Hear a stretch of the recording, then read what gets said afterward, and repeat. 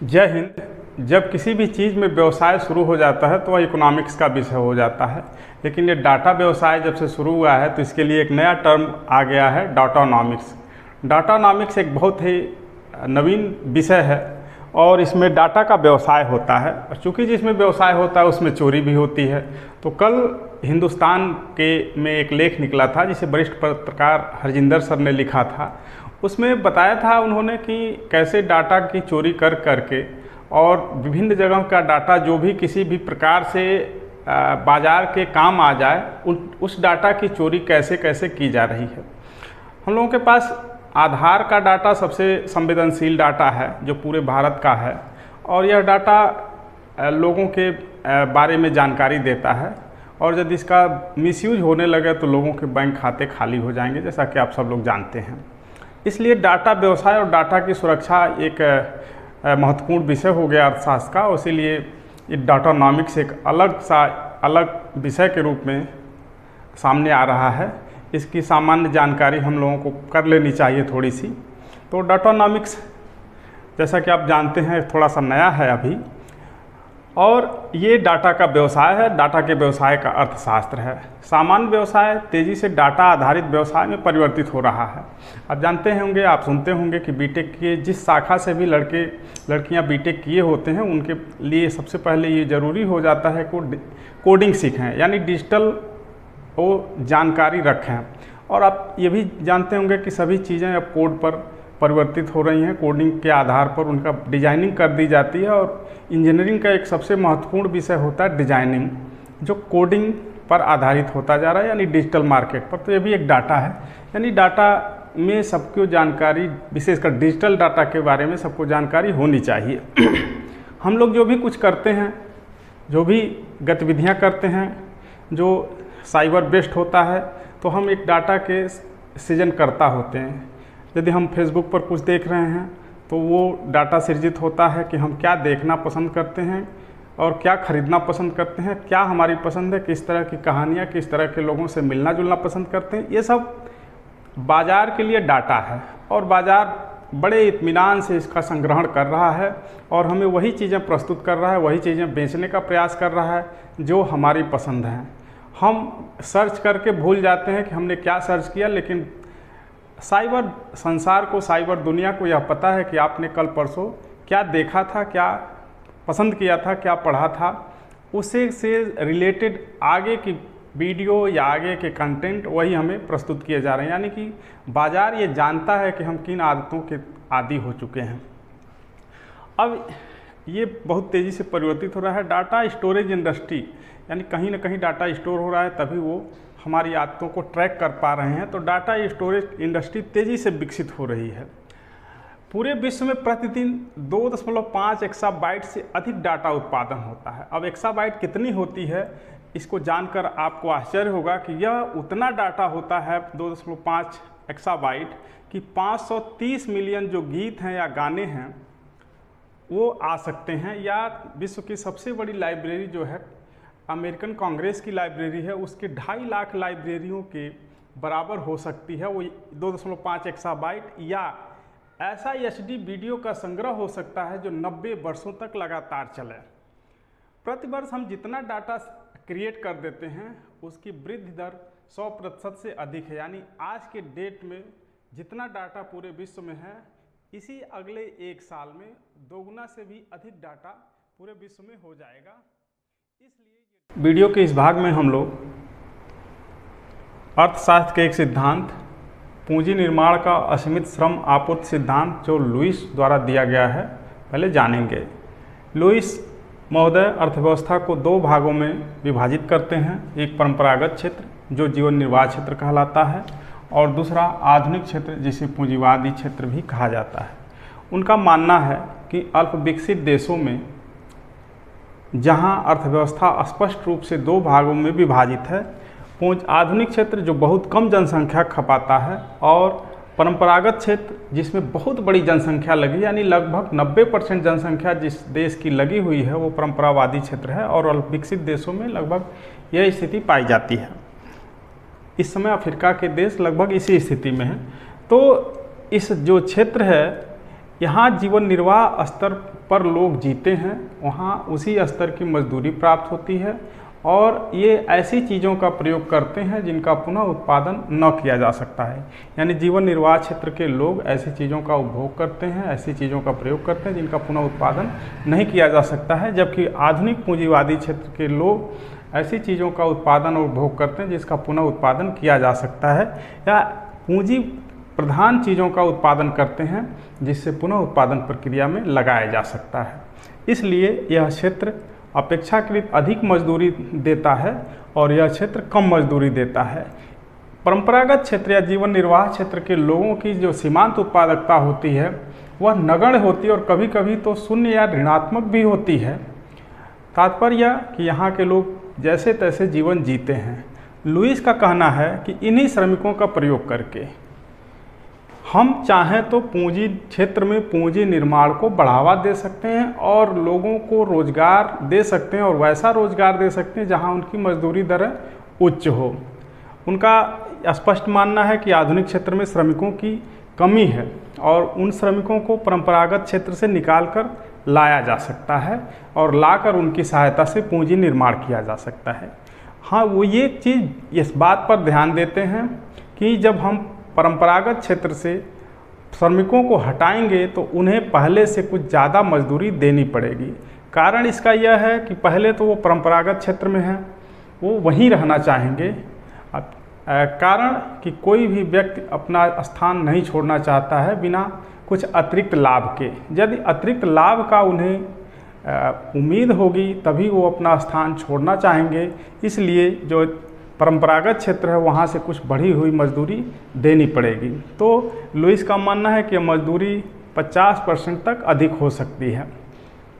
दूसरा कारण ये है कि जब कोई व्यक्ति, कोई मजदूर अपना स्थान छोड़ता है तो उसे आने जाने और आवासीय समस्याओं का सामना करना पड़ता है। उन समस्याओं से निपटने के लिए या स्थान का मोह छोड़ने के लिए कुछ अतिरिक्त मौद्रिक लालच देना पड़ता है, तभी वह छोड़ेगा। इसलिए मजदूरी दरें निश्चित ही परंपरागत क्षेत्र से आधुनिक क्षेत्र में कुछ ज़्यादा दी जाएंगी। लेकिन लुईस यहाँ एक चीज़ कहते हैं कि उतनी ज़्यादा नहीं दी जाएंगी कि पूंजी निर्माण न हो। वो ये कहते हैं कि हाँ, इतना अधिक अवश्य दिया जाए कि वो परंपरागत क्षेत्र को छोड़ने के लिए तैयार हो जाएं और इनको लगाकर हम पूंजीवादी क्षेत्र में पूंजी निर्माण को बढ़ावा दे सकते हैं। और यह क्रिया तब तक होती रहेगी जब तक कि परंपरागत क्षेत्र में बेरोजगारी की समस्या दूर न हो जाए। बेरोजगारी से यहाँ आशय यह है कि दृश्य बेरोजगारी। अर्थशास्त्र में रोजगार में उसी को माना जाता है जिसकी सीमांत उत्पादकता धनात्मक हो।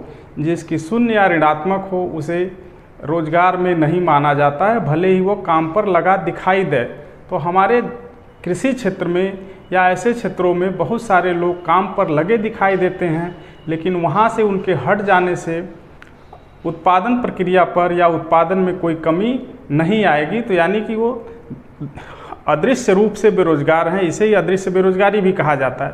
तो लुईस बताते हैं कि ऐसे क्षेत्र हैं जो हमारे घरेलू नौकर हैं। हम कई सारे घरों में बहुत सारे नौकर रख लिए जाते हैं जिनका वहाँ आवश्यकता नहीं होती। वो 2 नौकर से भी काम चलाया जा सकता है।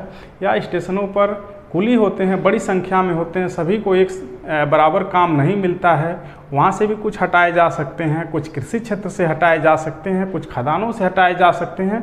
जो काम पर लगे हुए तो दिखाई देते हैं लेकिन उनके वजह से उत्पादन में कोई विशेष वृद्धि नहीं होती है। तो ऐसे लोगों को हटाया जा सकता है और इन्हें हटाकर आधुनिक क्षेत्र में लगाया जा सकता है और उनसे उनकी सहायता से पूंजी निर्माण किया जा सकता है। तो यह प्रक्रिया चलती रहेगी और तब तक चलती रहेगी जब तक कि परंपरागत क्षेत्र में मजदूरी दरें बढ़ने की प्रवृत्ति न आ जाए। यदि इतने ज़्यादा वहाँ से हटा लिए गए, पूंजी क्षेत्र में लगा दिए गए कि वहाँ भी कमी पड़ने लगे, तब ये माना जाएगा कि अब पूंजी निर्माण अपने चरम पर है और इस दशा में मजदूरी दरों में समानता आने की प्रवृत्ति हो जाएगी। जैसे मान लीजिए ये परंपरागत क्षेत्र की मजदूरी दरें हैं WS और ये कैपिटल क्षेत्र की मजदूरी दरें हैं WK। तो इसमें बढ़ने की धीरे धीरे प्रवृत्ति आ जाएगी और इसमें घटने की प्रवृत्ति आ जाएगी और दोनों एक जगह जब समान हो जाएंगे तब यह प्रक्रिया रुक जाएगी। यानी यह यहाँ तक उतर जाए और यह यहाँ तक चढ़ जाए। तो ये प्रक्रिया इस स्तर तक जब तक मजदूरी दरें नहीं पहुंच जाएंगी तब तक ये प्रक्रिया चलती रहेगी। ये प्रक्रिया कैसे चलती है इसको इस चित्र की सहायता से आपको बताया जा सकता है। तो जब यहाँ से श्रमिक निकाले गए, मान लीजिए पहले N1 मात्रा में निकाले गए, तो उनकी सीमांत उत्पादकता वक्र L1 बनेगा और इस तरह से उनके द्वारा कुल उत्पादन किया जाएगा P1 Q1 N1 O के बराबर, और इतना उत्पादन किया जाएगा, इतना उनको मजदूरी दे दी जाएगी और ये उद्यमी के लिए बच जाएगा। उद्यमी इस पूंजी का, इस बचत का निवेश करेगा पुनः पूंजी बनाने के लिए। पुनः यदि वो लगाता है तो इतने मात्रा में श्रमिकों को फिर वो बढ़ा सकता है। पहले इतना लगाया था, अब इतना लगा देगा। इसके द्वारा जो सीमांत उत्पादन वक्र बनता है L2 बनता है। फिर कुल उत्पादन इतना किया जाता है, यानी कि OP2 Q2 N2 के बराबर किया जाता है, जिसमें OW Q2 N2 के बराबर श्रमिकों को मजदूरी दे दी जाती है और शेष उद्यमी की बचत हो जाती है और उसे पुनः पूंजी में परिवर्तित कर लेता है, पुनः पूंजी लगाता है और ये प्रक्रिया निरंतर चलती रहती है और तब तक चलती रहती है जब तक कि अर्थव्यवस्था के सभी संसाधन या सभी श्रम अपने ऑप्टिमम यानी इष्टतम स्तर तक उपयोग नहीं कर लिए जाते हैं। इष्टतम स्तर तक उपयोग करने के बाद, जैसा कि बताया था, मजदूरी दरें बराबर हो जाएंगी तो यह प्रक्रिया रुक जाती है और इस तरह से पूंजी निर्माण चलता रहता है। इसमें तात्पर्य है कि प्रारंभिक अवस्था में उद्यमी पूंजी लगाते हैं और फिर इन श्रमिकों द्वारा किए गए उत्पादन से बचत कर करके ये पूंजी बढ़ाते रहते हैं और रोजगार का स्तर और रोजगार की क्वालिटी बढ़ती रहती है और मजदूरों की मजदूरी भी दोनों क्षेत्रों में बढ़ती रहती है। यहाँ सिद्धांत में बराबर दिखाया गया है। ये मजदूरी है निर्वाह स्तर की और ये है आधुनिक उद्योगों में मजदूरी दरें, जो ये माना जाता है कि इस मजदूरी दर पर अभी श्रमिकों की पूर्ति लोचदार है, यानी अनंत संख्या में श्रमिक उपलब्ध हैं। लेकिन ऐसा तो है नहीं कि अनंत संख्या में होते हैं, लेकिन जो आज की स्थिति है, अभी कुछ देशों में श्रमिकों की संख्या पर्याप्त मात्रा में उपलब्ध है जो बहुत ही कम मजदूरी दर पर काम करने के लिए तैयार हैं। अब इसका उपयोग करके थोड़ा सा हम डाटानॉमिक्स को समझेंगे। इस सिद्धांत का उपयोग हम डाटानॉमिक्स में करेंगे। डाटा हम लोग रोज़ सृजित करते हैं। अच्छा, डाटा का दो भाग हो सकता है, एक मांग पक्ष का डाटा और एक पूर्ति पक्ष का डाटा। हम लोग जो चीज़ें सर्च करते हैं, सर्फिंग करते हैं, वो सारी डाटा मांग पक्ष के डाटा होते हैं। लेकिन जो चीज़ें हम उसकी पूर्ति के लिए सृजित करते हैं, जैसे यूट्यूब वीडियो या जो फेसबुक पर रील्स आ रही हैं, ये पूर्ति पक्ष के डाटा होते हैं। तो हम ही मांगकर्ता भी होते हैं और हम ही पूर्तिकर्ता भी हो सकते हैं इसमें। तो रोज़ हम डाटा सृजित करते हैं और हम जो मांग पक्ष का डाटा है सामान्यतः वह अनपेड होता है, यहाँ तक कि निगेटिवली पेड होता है, यानी हम ही लगाते हैं पैसा। जैसे फेसबुक पर जो कुछ भी गतिविधियाँ होती हैं सभी लोग डाटा पैक भरवाते होंगे और उसी डाटा पैक का उपयोग करके मांग पक्ष का डाटा सृजित करते हैं। और मांग पक्ष के डाटा का भी स्टोरेज होता है, कंपनियां करती हैं, और पूर्ति पक्ष के डाटा का भी स्टोरेज कंपनियां करती हैं। जब हम मांग पक्ष से जो चीज़ें मांग करते हैं, पूर्ति पक्ष से वही चीज़ें हमारे सामने प्रस्तुत की जाती हैं। तो हम मान लीजिए इतनी संख्या में लोग लगकर डाटा सृजित किए, तो कुछ तो उनके मेंटेनेंस में खर्च हो जाता है और कुछ लोग पेड होते हैं जिनको पैसे मिलते हैं वीडियो इत्यादि बनाने के लिए, तो उनको ये मान लीजिए मिल जाता है और इतना बड़ा भाग कंपनियों के लिए बच जाता है। इसका निवेश होता है, फिर इतना बड़ा भाग बचता है और इस तरह से धीरे धीरे डाटा सृजन बढ़ता जाता है। और इसकी वृद्धि दर इसकी जैसी नहीं है, जैसा कि आपको वीडियो के पहले भाग में बताया गया, ये प्रति वर्ष 100% से ज़्यादा है, यानी ये वक्र काफ़ी तेज़ी से ऊपर की तरफ बढ़ता है। तो डाटानॉमिक्स का इकोनॉमिक्स से कुछ संबंध है, ये आपने इस वीडियो में देखा। कुछ इंटरेस्टेड लगे तो वीडियो पर कमेंट कीजिएगा, और अब तक यहाँ तक आपने वीडियो देखा है तो वीडियो को लाइक ज़रूर कीजिएगा और अपने मित्रों को शेयर कीजिएगा और चैनल को सब्सक्राइब कर लीजिए ताकि ऐसी वीडियो आपको मैं बना के भेजता रहूँ।